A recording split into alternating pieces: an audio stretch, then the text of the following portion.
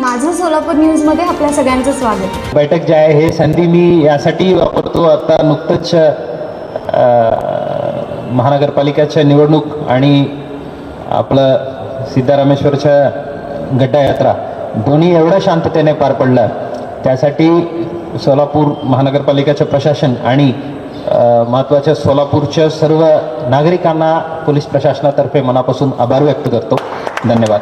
आमच्या टीमसोबत चर्चा करताना सायंकाळी बैठक आहे, काय काय मुद्दा आपल्याकडून येईल आणि त्याचं उत्तर काय द्यायची, बॅटिंग काय करायची याबद्दल आमच्या चर्चा होतं। पण